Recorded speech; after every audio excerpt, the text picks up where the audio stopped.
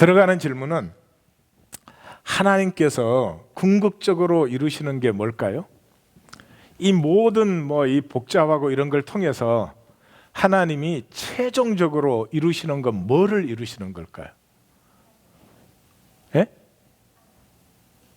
하나님? 하나가 되는 거. 예. 아유, 훌륭하신 답변이에요. 틀렸지만 아주 훌륭하신 답변이에요. 예. 물론 하나됨이죠. 하나됨은 그 어떤 형태라고 할 수 있겠죠. 또 우리는 그 얘기를 많이 하니까. 이루는 그 본질이 뭘까요, 도대체? 하나님을 아는 것? 우리가 하나님을 나타내는 것. 그것도 다 어떤 그 모습 이런 거겠죠. 그 본질은 기쁨이에요.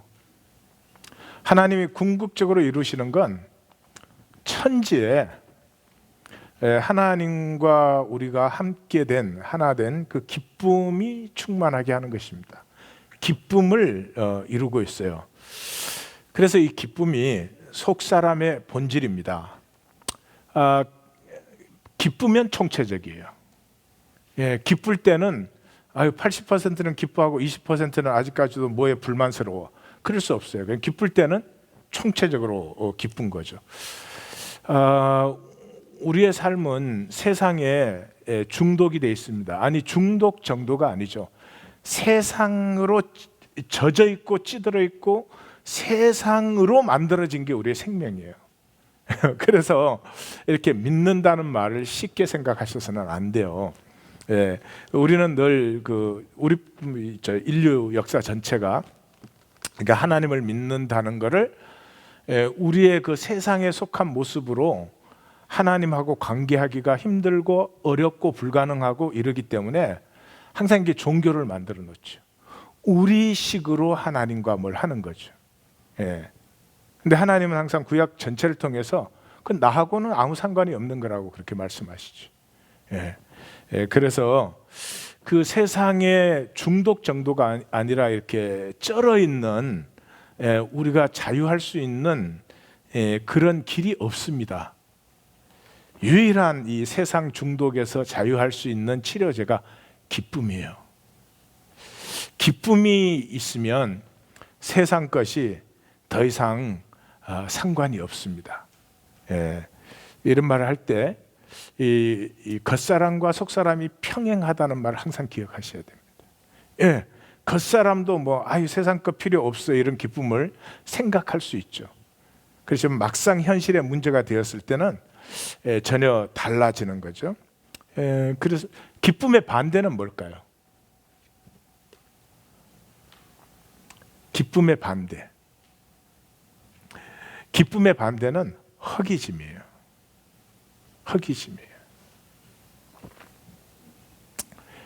끊임없이 뭘 배고파해요. 있는 것에 만족이 없어요. 현재의 나를 만족하고 누리는 게 없어요. 끊임없이 뭔가가 더 있어야 돼요. 그런 것이죠. 자, 기쁨이 속 사람의 본질이다 그랬어요.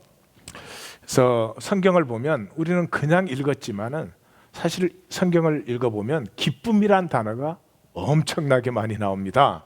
제일 첫 번째, 부하를 만났을 때 기쁨이 있었어요. 마태복음 28장 8절에 보니까 그 여자들이 무서움과 큰 기쁨으로. 재밌지 않아요? 우리는 세상에서는 무서우면 기쁠 수 없어요. 근데 참 기쁨은 항상 즐겁기만 한 게 아니에요. 참 기쁨은 슬픔 속에서도 기쁨이 같이예요. 기쁨이 이렇게 기본이에요. 기초나 마찬가지예요. 그래서 무서움과 큰 기쁨으로 부활하신 주님을 만났을 때, 그 다음에 누가복음에 또 가면 그러죠. 그들이 너무 기쁨으로, 언제예요? 엠마오로 가던 두 제자가 돌아와서 우리가 주님을 만났다라고 보고를 할 때 주님이 거기에 나타났죠. 그때 그들이 너무 기뻐함으로, 너무 기쁘다, 큰 기쁨, 이런 말이 계속 나는 걸 볼 수 있어요. 그 다음에 주님이 승천하신 후에 제자들이 그들이 큰 기쁨으로 예루살렘으로 돌아가. 성천 후의 얘기죠. 부활을 만났을 때 기쁨이 있었어요. 그 부활 신앙이라는 건 예수님이 죽었다가 살아나셨다는 교리를 믿는 거 아니에요. 그거 뭐 믿어야 뭐 무슨 소용이 그렇게 있겠어요. 그러니까 또 마이너스가 더 많지. 부활의 신앙이면 분명히 기쁨이 있어요. 어렵고 힘든 일도 있고 슬픈 일도 있고 이 모든 것 가운데서 살아가는 게 기쁘다 이 말이죠. 기쁘다. 예? 두 번째, 복음을 만나면. 복음을 만났을 때도 여기는 뭐 기절들이 굉장히 많아요. 제가 다 넣을 수가 없어서 조금씩만 넣은 거예요. 사도 바울이 그 비시디아 안디옥에 가서 그 복음을 전했습니다. 복음을 전했는데 그 굉장히 긴 설교를 하셨어요. 읽어보시면 알겠지만 출애굽부터 시작해가지고 예수님의 부활까지 설명을 한 거예요. 그러니 얼마나 길었겠어요. 진짜 엄청나게 긴 설교를 했어요. 사도 바울의 심정을 제가 이해할 것 같아요. 출애굽부터 부활까지를 쫙 그 사람들에게 가르치죠. 그랬더니 그냥 사람들이 너무 기뻐하는 거예요. 너무 기뻐해가지고 그 다음 안식일에도 또 말씀을 전해달라 그래서 말씀을 전하러 또 가는데 온 시민이, 그 성읍에 온 시민이 다 모였더라 그렇게 돼 있어요. 그래서 막 난리가 났죠. 온 안디옥 전체가. 그러니까 그 지도자들이 바나바와 바울을 그 핍박을 하고 박해를 해가지고 바나바와 바울은 쫓겨납니다. 쫓겨났는데 제자들은 기쁨과 성령이 충만하니라. 복음을 만난 사람은 기쁨이 있어요. 이게 특징이에요. 복음을 만난 사람은 정통 교리를 갖고 있다. 그건 절대로 아니에요. 예, 복음을 만난 사람은 교리 하나도 몰라도 돼요. 그러니까 기쁨이 있어요. 사는 것이 기쁨이에요. 기쁘지 않은 사람은 세상이 마음대로 할 수 있어. 뭐 마음대로 할 필요가 없지. 지가 알아서 세상의 종노릇을 하니까. 근데 기쁨이 있는 사람은 이 방부제 같아서 이 침입을 못하는 거지 세상이요. 또 그래서 이제 다 마치고 돌아와서 예루살렘에 와서 그 이방인들이 죽게 돌아온 것을 보고할 때 형제들이 어떻게 다 크게 기쁘게 하더라. 그 보고가 형제들을 다 기쁘게 하더라. 그 다음에 또 구원을 받으면 우리는 이게 다 그냥 읽어버리잖아요. 근데 보면은 전부 이 기쁨이라는 단어가 계속 나오는 걸 볼 수 있어요. 구원을 받으면 반드시 기쁨이 피어나요. 로마서 5장 10절 11절을 보면 곧 우리가 원수 되었을 때 그의 아들의 죽으심으로 말미암아 하나님과 화목하게 되었다. 하나님과 이제 단절됐던 관계가 회복이 되었어요. 하나님과 나와 관계가 회복이 되었어요. 하나님 저 위에 두고 내가 할 수 있는 시간에 나와서 하나님 부르고 그 인류의 그 신들은 이렇게 성전의 신이잖아요. 이 사람이 와가지고 불러내면 오는 신이잖아요. 예. 근데 우리 하나님은 어떻게 해요? 출애굽에서 보니까 그 노예들의 아픈 삶의 자리에 함께 하시잖아요. 이렇게 함께, 이렇게 화목하게 되었다는 말을 교리적인 의미가 절대로 아니죠. 예. 그래서 정말 이제는 하나님과 함께하는 사람이 된 거죠. 그래서 11절에 이제 우리로 화목하게 하신 우리 주 예수 그리스도로 말미암아 하나님 안에서 또한 즐거워하느니라. 왜 번역을 즐거워라고 했는지 모르겠어요. 영어 성경으로 보면 전부가 조의로 되어 있어요. 카라라는 단어, 카라 이런 단어예요. 카리스마가 나온 그 카라, 이 생명의 원천적인 어떤 동력이 피어나는 것이죠. 우리 번역은 아마 섹션별로 이렇게 다 따로들 한 것 같아요. 한 분이 다 하기 힘드니까. 그래서 똑같은 단어가 이렇게 전부 다르게 번역이 돼서 읽으면 좀 헷갈린 게 그렇지 않나 그런 생각을 해봤어요. 제가. 그 다음에 궁극적인 가치를 만났을 때 기쁨이 있어요. 그건 뭐 두말할 것도 없어요. 내 삶에서 이것을 위해서는 내가 죽어도 좋다. 내 영혼이 이것을 찾았구나. 내가 무엇을 찾는지 나도 잘 몰랐는데 그것을 딱 만나는 순간에 기쁨이 피어나고 자신감이 피어나고 뭐 그동안 내 속에 어지럽던 것들 뭐 이제 열등의식, 수치 이런 것들이 현저하게 힘을 탁 잃어버리죠. 그래서 기쁨이 피어나요. 궁극적 가치를 만나면. 그래서 예수님의 그 비유를 보면 천국은 마치 밭에 감추인 보화와 같으니 사람이 이를 발견한 후에 숨겨두고 기뻐하며 돌아가서 자기의 모든 소유를 팔아요. 이 기쁨이 없으면 자기의 모든 소유를 팔 수가 없어요. 이 기쁨이 있을 때, 기쁨은 이 현상의 욕망을, 현상의 유혹을 소멸시키는 항암제예요, 항암제. 이것이 기쁨이 없는 사람에게, 머리로는 다 알잖아요. 우리만 알아요. 세상 사람도 다 알죠. 이 현상적인 거, 이거 아무 가치 없는 거라는 걸. 최근에 아마 그 스티브 잡스가 제일 마지막에 쓴 글 다 읽어보셨죠? 그 스티브 잡스가 그러죠. 자기는 비즈니스에 성공 이렇게 한 사람이고 다들 그렇게 인정하지만 그게 무슨 가치가 있느냐. 인생은 결국은 다 놓는 거 아니에요, 그거는. 근데 놓는 순간에 와 보니까 정말로 가꾸고 가치 있는 것은 내가 살지 않았다. 말하자면 나처럼 사는 사람이 없기를 바란다, 뭐 이런 거죠. 그렇잖아요. 아니 뭐 돈 좀 더 갖고 사나 덜 갖고 사나, 마지막에 왔을 땐 그게 아니잖아요. 마지막에 왔을 때는 이 마지막 시간에 나와 함께 할 가치, 이 마지막 시간에 내가 될 수 있는 가치와 의미가 필요한 거지. 마지막 시간에 나야 될 가치야. 세상 사는 동안에는 뭐 좋았겠지만 그게 뭐 궁극적으로 우리에게 필요한 게 아니죠. 그래서 여기에 자기의 모든 소유를 팔아서 밭을 샀다, 이게 뭐 들으니까 간단하고 쉬운 것 같죠? 못해요. 죽었다 깨도 못하는 거예요. 근데 그걸 할 수 있는 사람이 있어요. 누가 할 수 있어요? 기쁨이 있는 사람. 저것을 내가 찾았었구나. 저것을 향해서 내가 살아온 것이었구나. 그게 이 모든 소유를 팔 수 있는 능력이죠. 마태복음 25장 21절에 보면은 그렇죠. 그 주인이 이르되 잘하였도다 착하고 충성된, 이건 뭐 계속 나오는 반복되는 말씀 중에 하나인데요.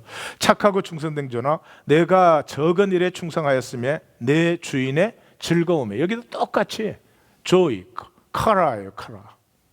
내 주인의 기쁨에 참여할지다. 그러니까 이 모든 것을 통해서 결국 우리에게 이루어지는 게 뭐냐 그러면 하나님의 기쁨에 우리가 함께 참여하는 거죠. 그게 뭐냐 그러면 이 온 우주의 신비를 우리가 다 누려요. 뭘로 누려요? 하나됨으로. 하나 되면 누려지는 거죠. 그렇죠? 자식 안에 있는 신비는 잘 많이 누리죠. 꽤 많이. 그래도 이렇게 하나니까. 그런 거죠. 그 다음에 다윗의 고백을 한번 들어보세요. 이 다윗은 예수님을 빼고는 육체에 있는 사람 중에서는 참 제일 귀한 사람 아니에요? 가장 그 속사람으로 산 사람이죠. 근데 그 다윗의 고백이 이래요. 주께서 생명의 길을 내게 보이셨으니 주 앞에서 내게 기쁨이 충만하게 하시리로다. 저는 그 다윗의 고백을 볼 때마다 이게 어떻게 알았을까? 어떻게 알았을까? 제가 아는 건 다 배워서 아는 거죠. 배운 거 갖고 이제 뭐 묵상을 해서 아는 거지. 근데 이 양반은 초등학교 안 다녔단 말이에요. 주 앞에서 내게 기쁨. 이게 무슨 말인지 아세요? 내 안에 있는 그리스도, 내 속사람을, 지체 안에 있는 내가 기뻐하는 기쁨을 지금 얘기하는 거예요. 이게 우리 육체 안에 있는 동안 유일한 생명의 길이에요. 그걸 보여주셨어요. 그거를 자기가 누린다는 거예요. 이 뭐 참 이런 거를 배워야지. 무슨 뭐 그 교리 뭐 이런 거 무슨 뭐 지름길 성경 공부 시리즈 이런 거 해봐야 도움이 뭐 될 수도 있겠지만 별로 영향가가 없는 거죠. 그 다음에 주님의 약속. 주님이 뭘 약속하셨는지 잘 보시기 바래요. 요한복음 15장 11절에 가면 이러죠. 내가 이것을 너희에게 이름은 내 기쁨이 너희 안에 있어 너희 기쁨을 충만하게 하려 함이라. 뭐예요? 너희 기쁨을 충만하게 하는데 그게 뭐예요? 내 기쁨을 너희 기쁨으로 충만하게 한다. 17정 그 대제사장의 기도에 들어가서는 이렇게 하죠. 지금 내가 아버지께로 가오니 내가 세상에서 이 말을 하옵는 것은 그들로 내 기쁨을 그들 안에 충만히 가지게 하려. 하나님이 마지막에 이루시는 것은 이것이요, 하나님과 우리가 모두 기쁨으로 하나가 되는 거죠. 기쁨이란 감정이 아닙니다. 기쁨은 만물의 실제 그대로 총체적으로 누리는 그 생명의 능력을 얘기해요. 기쁨은 능력이에요. 그리고 16장에서는 이제 그러죠. 항상 예수님이 제자들에게 하는 일은 이렇게 그 복음서에서나 어디서나 그 얘기하고 있어요. 내가 너희를 불렀는데 너희는 핍박받는다는 거죠. 우리는 그런 건 다 싹 빼. 그렇게 배워가지고 읽어도 그 있어도 보이지 않아요. 예수님은 하여튼 지금 우리가 읽은 마가복음에도 여러분 보시면 알지만 그 모든 기절들이 다 너희가 핍박을 받는다는 거죠. 너희가 핍박을 받는다. 그거를 적고 있는 거죠. 그래서 떠나면서 이 마지막 말씀 아니에요. 17장 마지막 기도시고 그 마지막 말씀에서 뭐라 그래요? 너희는 곡하겠고 애통하겠으나 세상은 기뻐하리라. 핍박을 받는데 너희를 핍박하면 세상은 기뻐하겠지. 너희는 슬퍼하겠고 너희는 근심하겠으나 너희 근심이 도리어 기쁨이 된다. 그럼 또 설명을 해요. 여자가 해산하게 되면 그때가 이르렀으므로 근심하지 않느냐. 그러나 아기를 낳으면 세상에 사람 난 기쁨으로 말미암아 그 고통을 기억하지 않는다. 그러면서 지금 너희가 근심하나 내가 다시 너희를 보리니 너희 마음이 기쁠 것이요 그 너희 기쁨을 빼앗을. 지금 너희는 어려움 속에 들어간다. 근심하고 슬픔 속에 들어간다. 그러나 반드시 그 근심이 기쁨으로 바뀌게 되어 있다. 그러므로 그것으로 담대하라. 이러는 거죠. 지금 언제를 말하고 계세요? 이 너희 기쁨이 다 충만. 성령 임하실 때죠. 성령 임하실 때가 언제예요? 속사람이 피어날 때요. 그러니까 속사람이 피어난 사람은 기쁨을 가지고 있어요. 기쁨이 없는 사람은 뭘 갖고 살아야 되죠? 야망, 욕망으로 살지요. 그래서 자기도 편하지 않고 남과도 교통이 안 되죠. 또 그 23절에 제가 뺐지만 23절은 그거예요. 그때 성령이 임하면 속사람이 피어나면 그때 너희가 내게 묻지 않는다. 왜? 아버지와 직통하니까. 나에게 더 이상 물을 필요가 없어. 아버지와 교통한다. 그때는 어떻게 되느냐? 지금까지 너희가 내 이름으로 아무것도 구하지 아니하였으나 구하라 그리하면 받으리니 너희 기쁨이 충만하리라. 아버지와 내 이름으로 직통하게 될 때 너희에게 기쁨이 충만하게 된다. 그러니까 약속의 최종 결론이 이 기쁨이지. 기쁨. 속사람의 비밀을 한번 또 보십시다. 바울이 에베소 교회를 위한 기도예요. 전문을 제가 거기 다 실었어요. 이렇게 기도합니다. 그의 영광의 풍성함을 따라 그의 성령으로 말미암아 너희 속사람을 능력으로 강건하게 하옵시며. 그러니까 사도 바울의 교회를 향한 기도는 딱 한 가지예요. 속사람이 강건하게 하옵소서. 겉사람으로 이루어지는 것은 아무리 크고 아무리 잘 이루어져도 그 지나가면 없어지는 거죠. 그래서 속사람을 강건하게 그렇게 기도를 하죠. 그럼 속사람이 강건한 게 뭐냐? 믿음으로 말미암아 그리스도께서 너희 마음에 계시고. 그러니까 믿음이 뭐냐? 그리스도가 내 안에 영접된 것, 그리스도가 내 속에 계시는 것. 그것이 믿음이에요. 그래서 믿음이 있으면 그리스도가 내 마음에 계시는데 너희가 사랑 가운데서 뿌리가 박히고 터가고 되소. 그리스도가 내 안에 계시면 우리의 뿌리가 그 그리스도 안에 박히는 것이에요. 그리고 자라나기 시작해요. 그래서 그 다음 18절을 보면 너희 모든 성도와 함께. 자, 그리스도가 내 안에 들어왔으면 내 안에 있는 그리스도와 우주에 있는 그리스도와 하나죠. 그러면 너 안에 있는 그리스도와 우주에 있는 그리스도가 하나니까 우리가 또 하나가 되어 있는 거죠. 지체가 되어 있는 거죠. 그래서 너희 모든 성도와 함께 지식에 넘치는 그리스도의 사랑을 알고 여기 알고는 카타람바노 그렇구나. 카타람바노 그런 단어예요. 근데 이게 알다고 왜 번역을 했는지는 모르겠는데 안다는 뜻도 물론 있어요. 요한복음 1장 5절에 보면 어둠에 빛이 돼 어둠이 깨닫지 못하더라 할 때 똑같은 단어예요. 카타람바노 그런 단어예요. 근데 사실은 붙잡힘 받았다, 붙들림 받았다 그렇게 더 많이 써져 있어요. 그래서 요한복음 8장에 간음하다 현장에서 잡힌 여자 그럴 때 카타람바노 그렇게 또 나와요. 또 이 여자가 간음 중에 잡혔나이다 어떻게 잡혔나이다 할 때 카타람바노예요. 또 요한복음 12장에서는 빛이 있는 동안은 너희가 어둠에 붙들리지 않는다. 어둠에 붙들리지 않는다 할 때도 카타람바노예요. 그래서 이 모든 성도와 함께 그 지식에 넘치는 그리스도의 사랑에 붙들림 받은 것을 얘기해요. 알고 그러면 내가 뭘 지식적으로 아는 걸로 생각하면 그거는 의미가 다른 거죠. 그래서 최종적으로 이렇게 얘기를 해요. 그의 너비와 길이와 높이와 깊이가 어떠함을 깨달아. 깨달아가 이게 기노마 야다. 그 총체적인 것을 다 알아서 하나님의 모든 충만하신 것으로 너희에게 충만하게 하시기를 구하노라. 자, 이게 속사람의 본질은 뭐라고요? 기쁨이에요. 기쁨인데 이 기쁨은 무슨 감정적인 게 아니고요. 어떤 일의 결과나 현상의 결과에 대한 반응이 아니고 생명이 피어나는 것이에요. 생명이 피어나고 있으면 기쁨이 있는 거예요.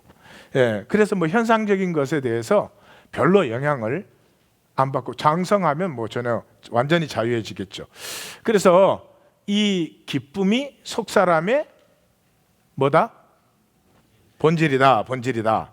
자, 그러면 내가 거듭났다면 분명히 내 안에 이 기쁨이 이제 역사하고 있죠. 기쁨이 능력이에요. 가장 위대한 능력이 기쁨이에요. 기쁨을 피하지 못하면 그 사람은 어떻게 할 수가 없겠죠. 뭐 기쁨이 엄청난 능력입니다. 그 능력이 없이는 우리 신앙의 삶은 사라질 수가 없어요. 그렇게 살았으면 하는 생각은 있겠죠. 또 못 살면 이렇게 살면 안 되는데 하는데 후회는 있겠죠. 절대로 사라지지 않습니다. 왜? 능력이 없기 때문에. 그 능력이 없다는 말이 뭐예요? 기쁨이 없다는 말이에요. 기쁨이. 그래서 이 기쁨이 제가 이제 속사람의 본질이 기쁨이다 했는데 이 기쁨이 우리 속에서 피어나면서 세 가지를 이룹니다. 세 가지를. 첫 번째 의롭다 하심이에요. justification. 이 하나인 교회는 교회가 개척돼서 10년 만에 의롭다 하심을 처음으로 얘기하고 있습니다. 다른 교회는 보통 가면은 예수 믿으면 의롭다 받습니다. 구원 받습니다. 그거부터 가르쳐요. 그렇게 배운 의롭다 하심이 자기가 의롭다 함을 정말 누릴까요? 아니 뭐 열등의식의 수치에 찌들어 가지고 무슨 의롭다 하심이야. 그렇게 되지 않습니다. 자, 이 생명의 기쁨이 피어날 때 의롭다 하심을 알고 느껴요. 자,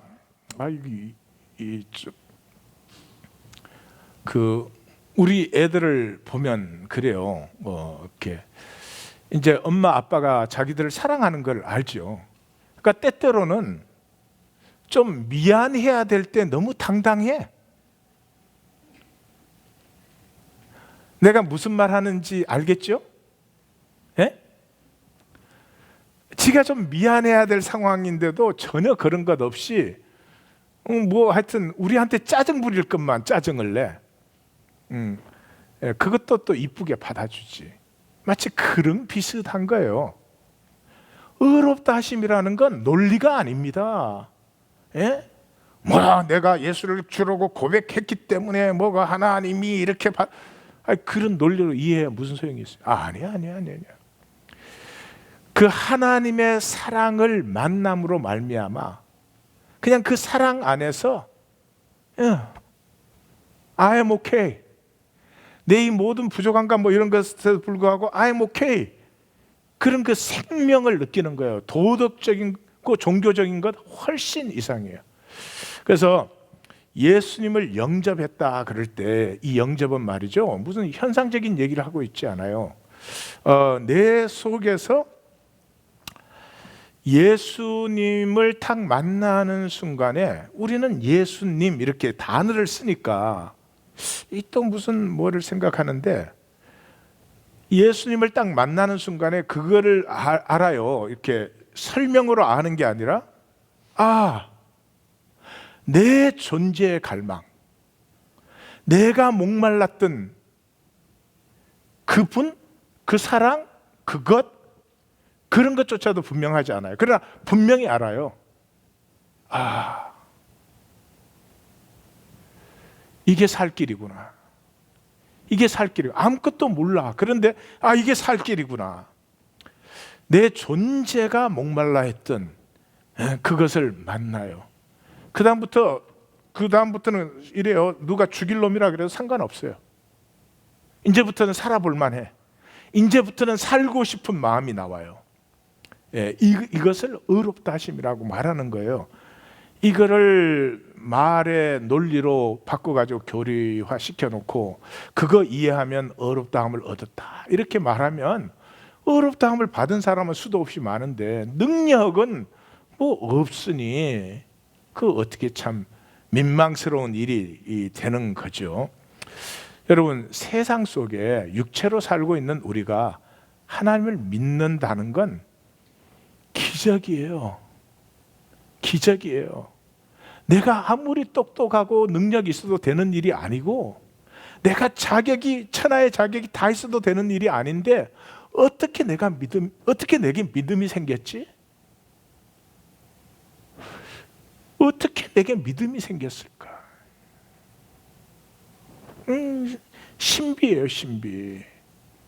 무슨 이렇게 성경 공부해가지고 내가 믿습니다 이럴 수 있는, 그러면 내 컨트롤 아래에 있는 거죠. 내 컨트롤 아래에 있으면 뭔 능력이 그렇게 있겠어요. 그래서 영접하는 자 곧 그 이름을 믿는 자들에게는 하나님의 자녀가 되는 권세를 주셨다. 이 권세라는 게 기쁨이 솟아나는 걸 얘기해요. 또 아까 우리 그 사도 바울의 기도에서 믿음으로 말미암아 그리스도께서 너희 마음에 계시게 하시고, 그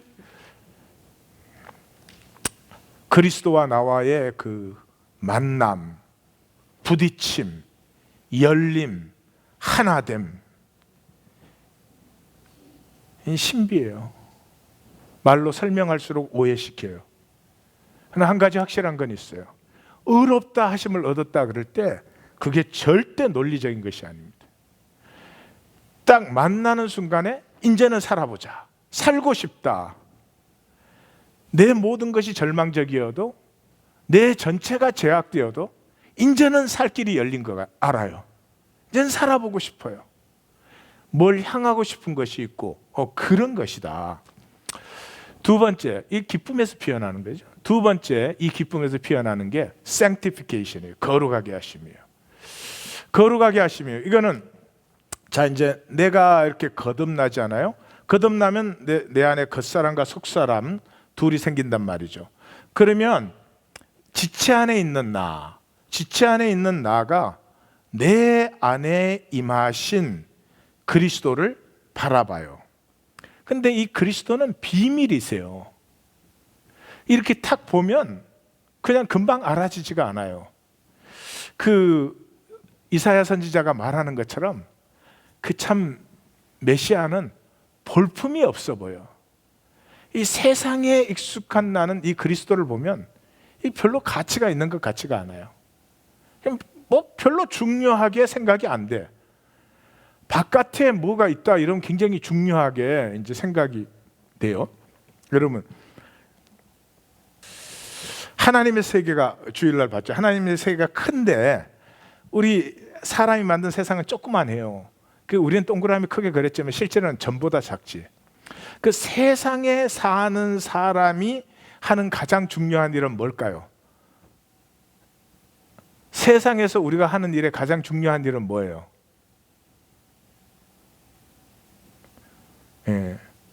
아는데 대답하기가 싫으세요? 돈 버는 게 제일 중요해요. 예, 아침에 눈 뜨는 이유도 돈 벌어 가려고. 예, 예. 자, 근데 이 세계에서는 그거에 억만 배가 큰 하나님의 세계에서는 제일 중요한 일이 뭘까요? 뭐 제일 중요한 일이 하나 되는 거예요. 하나 될 줄 알면은 다 누리는 거예요. 근데 이 돈 버는 게 중요해진 우리에게는 이 내 안에 임하신 그리스도가 중요하게 안 보여요. 그렇게 사랑스럽고 소중하게 안 보여요, 처음에는. 그래서 여기에서 다 넘어가는 거예요. 그 비밀이신 그리스도를 지체 안에 있는 내가 이렇게 바라보잖아요. 자꾸 바라보면서 그 비밀이 보여요. 그 비밀 속에 있는 아름다움이 보여요. 골로새서 2장 2절 3절을 읽고 제가 설명을 계속 하겠어요. 다 같이 읽습니다. 이는 그들로 사랑 안에서 연합하여 확실한 이의 모든 풍성함과 하나님의 비밀인 그리스도를 깨닫게 하려 함이니 그 안에는 지혜와 지식의 모든 보화가 감추어져 있느니라. 예. 우리는 그 모든 보화가 달러 안에 있는데 그 우리한테는 그렇잖아요. 이 그리스도가 그렇게 안 보인다니까요. 이거는 지금 영적 눈이 굉장히 열려진 사람이에요. 사람 바울이. 그러니까 이렇게 처음에 보면은 그게 중요해 보이지가 않아요. 근데 이제 한번 바라보잖아요. 우리가 그 바라볼 때마다 우리를 그대로 받아주세요. 그대로 받아주실 때 우리는 평강을 체험하기 시작하고요. 그 받아주심 안에서 용기를 체험하고요. 때로는 가슴이 끼어지기도 하고 여러 가지를 체험하기 시작해요. 그 체험들을 통해서 알아가요. 이게 내 생명에 가장 필요한 것이고 소중한 것이고 영원한 것이라는 것을. 점점 그리스도가 중요해지고요. 세상 것 있으면 좋고 없다고 그것 때문에 근심하고 이런 자유가 오기 시작하는 거죠. 그런데 이거는 이 비밀이신 그리스도를 자꾸 보고 볼 때마다 그 평강과 안식은 하나님이 경험을 하게 해줘도 우리에게 평강과 안식이 체험되지 별로 중요할까요? 안 중요할까요? 평강과 안식을 체험시켜줘도 그거 별로 중요하지가 않지. 하나님이 만불 돈다발을 이렇게 툭툭 떨어뜨리면 그거는 중요할까요? 안 중요할까요? 저는 목회하면서 항상 제 생각은 신기한 게 이거예요. 성도님들 보고 난 그렇게 생각해요. 오늘 3일 예배 나오면 1,000불씩 준다 그러면 다 나올 것 같아요. 막 기저귀 안 뗀 애까지 끌고 나올 거야. 근데 이 가치는 1,000불이 아니라 난 좀 미쳐서 그런지 몰라도 10,000불 이상의 가치인데요. 이건 안 나와요. 왜 그래요? 비밀을 몰라서 그래요. 지금은 아직까지도 돈 그러면 중요해요.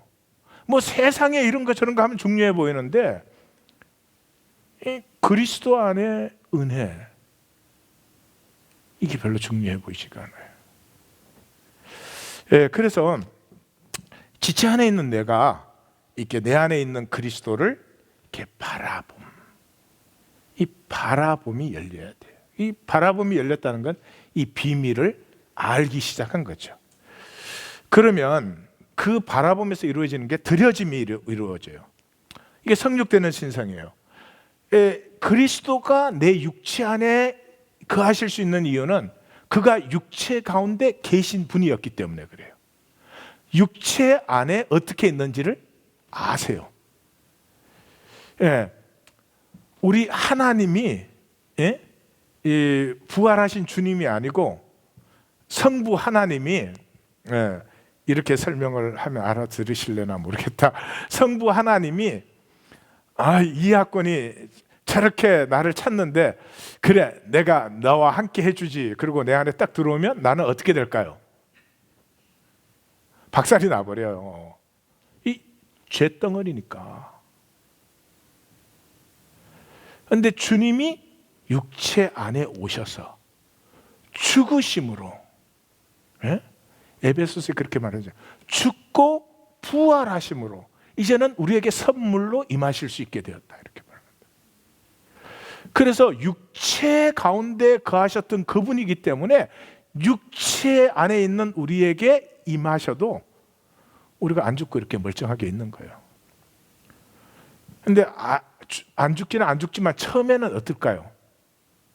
속사람이 처음에 피어났을 때 어떨까요? 괴롭죠. 상하고 통해하니까요. 겉사람은 후회해요. 능력이 없어요. 후회밖에 못해요. 속사람은 상하고 통해해요. 그래서 생명이 계속 피어나는 거죠. 너희도 그래서 그 안에서 충만하여졌으니 그는 모든 통치의 권세의 머리다. 그러니까 바라봄이 있으면 바라봄을 통해서 드려짐이 돼요. 주님께서 부족하고 연약하고 제약된 우리를 다 받으셔요. 받으실 때 이미 겉사람은 거듭난 사람이잖아요. 그러니까 죄되게 살고 부족하게 살고 연약하게 삶에도 불구하고 중심의 진실은 뭐가 있어요? 그리스도를 향하는 중심의 진실이 있어요. 그래서 내 죄악된 삶을 받으셔서 이 죄악된 것이 거름이 되어서 내 중심의 진실이 더 활짝 피어나도록 그리스도가 나를 재창조한다, 말하자면. 그것을 영적 예배라고 하는 거예요. 그것을 영적 예배라고 하는 거예요. 인간 조직과 몸으로 아무리 막 세게 드려도 그게 영적 예배 아니에요. 영적 예배는 내 겉사람이 속사람에게 드렸지. 이게 영과 진리의 예배. 바울과 요한이 표현만 다르지, 그런 거죠. 자, 다시 한번 정리를 해보십시다. 이게 내가 거듭나면 생명이 피어나요. 생명이 피어나면 뭐가 있다? 기쁨이 있다. 기쁨은 어마어마한 능력이에요. 그래서 그 기쁨 속에서 우리가 제일 먼저 만나는 건 어렵다 하심이에요. 하나님과 내가 만났는데 기쁨이 있을 때 내가 알아요. 이제 하나님 앞에서 I'm okay. 예. 하나님은 나를 때리지 않으실 거야. 카이너 등등등. 그게 어렵다 하심이에요. 그 다음에 그 어렵다 하심이 있으면 그 기쁨은 그리스도를 바라보게 해요. 근데 여기서 중요한 거는 많은 사람들이 여기 쏘가서 지체 안에 있는 나는 그리스도를 바라볼 수도 있고 세상을 바라볼 수도 있는데 초기에 그리스도 안 바라보고 세상을 자꾸 바라봐. 세상이 더 훨씬 처음에 더 많이 보겠죠. 그리스도를 바라봄으로 거기서 임하는 별로 내가 가치 있는 줄 몰랐던 평강이라든지 안식이라든지 하나됨이라든지 이렇게 조금씩 성화됨이라든지 이런 것의 가치를 모르면 마귀는 어떻게 하든지 세상을 바라보게 하겠죠. 세상 뭐 번쩍번쩍하는 거 바라보고 그쪽으로 자꾸 관심이 기울어 버리면 어떻게 돼요? 속사람은 성장이 중단될 수 있다. 그 상태에서 머무르는 거예요. 그냥 그 유업의 찬스를 다 상실해 버리는 거죠. 그래서 내 지체 안에 있는 내가 내 안에 있는 그리스도, 내 속사람을 바라볼 때 이게 드려짐이 되고 이것을 영적 예배라고 한다. 그래서 그 과정을 성화. 아무리 논리적으로 이해를 하면 무슨 소용이 있나? 그 다음에 세 번째가 purification, 정결케 하심이에요.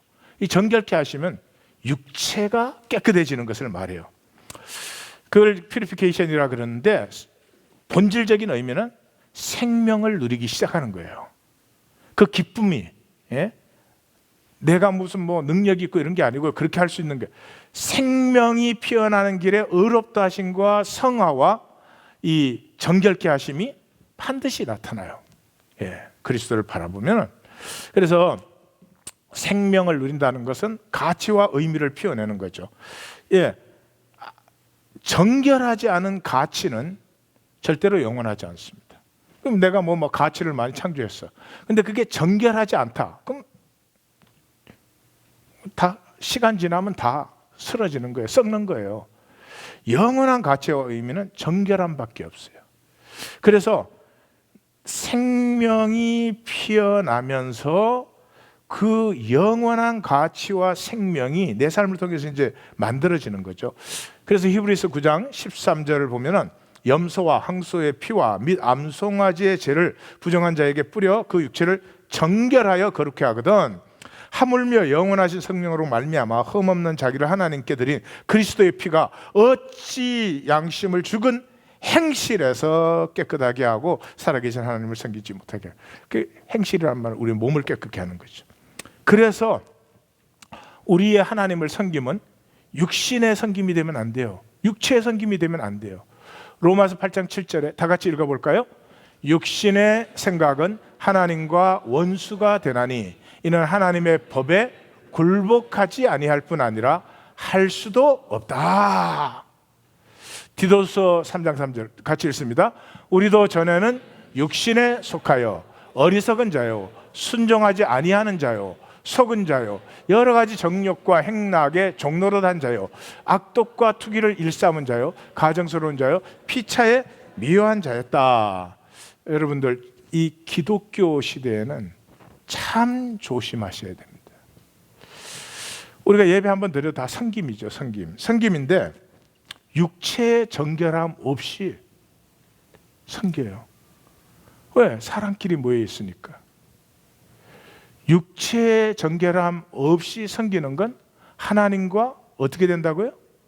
원수가 되는 거죠. 예, 우리가 영어로 섬기면 이건 절대 불가능합니다. 영어로 어떻게 하나님을 대적을 해요? 안 돼요. 그 육체로 섬기기 때문에 그래요. 육체로 섬기는데 다들 그렇게 하고 육체에서는 자연스럽게 나오는 게 그거니까 예? 순종하지 아니하고 속이고 정욕과 행락에 종노릇하고 악독과 투기 이런 게 자연스럽게 나오니까 전혀 의식 없이 그냥 섬기는 거죠. 그러니까 이 만약에 그 정결함이 없는 섬김은 뭐죠? 셀프 프로모션이죠. 셀프 프로모션. 자, 기독교가 종교로서의 기독교는 기독교의 지도자는 그 섬김의 목적이 하나님의 영광일까요? 자기의 성취일까요? 두말할 것도 없이 자기의 성취입니다. 왜냐 그러면 하나님의 영광 자체를 모르니까. 그러니까 목회를 해도 누가 누구보다 더 크냐? 그게 뭐 그냥 밑에 그냥 깔려 있는 거죠. 육체가 그 의식을 벗어버리거나 자유할 수는 없을 거예요. 그렇지만 그 의식에 사로잡힐 필요는 저는 없다고 생각해요. 하나님의 뜻을 찾는 것이 간절해지면은 그냥 그게 관심의 중심이 되니까 이렇게 뭐 별로 훈련이 어느 정도 되면 그게 별로 그렇게 그게 흔들리고 그럴 필요는 전혀 없는 거죠. 이 기독교 시대는 여러분이 뭘로 섬기시든지 뭘로 다 섬기고 계시죠. 섬기시는데 정결함이 없는 섬김을 드리는 거 아닌가. 그 말은 우리가 100% 뭐 깨끗하다 그런 말이 아니죠. 섬김 앞에서 나는 주님 앞에 회개하고 섬기는 것인가. 그런 점검이 있어야 되죠. 정리를 다시 합니다. 우리가 거듭난 사람이라면 반드시 우리 안에 속사람이 이제 시작되었습니다. 속사람이 시작되었다면 생명이 피어남, 그걸 기쁨이라고 합니다. 생명 피어남이 있어요. 기쁨이 있어요. 이 기쁨은 제일 먼저 의롭다함을 우리에게 가지고 옵니다. 알아요. 이제 하나님이 날 버리지 않는다. 이제 나는 하나님의 심판은 걱정할 필요가 없다. 이거 알아요. 그 다음에 뭐를 갖고 와요? 참전 그리스도를 바라봐요. 자기를 바라보는 나를 하나님은 말할 수 없는 사랑스러움으로 또 받아주셔요. 말할 수 없는 사랑스러움으로 받아주셔요. 그때 인간에게 인간으로서는 절대로 일어날 수 없는 일이 일어나요. 정결함이 일어나요. 인간이 육체를 어떻게 넘어서요? 그건 있을 수가 없는 일이에요. 근데 그리스도께서 나를 받으시는 이 영적 예배에서 우리의 육체가 정결함을 얻어가기 시작해요. 은과 금으로 바꿀 수 있겠습니까?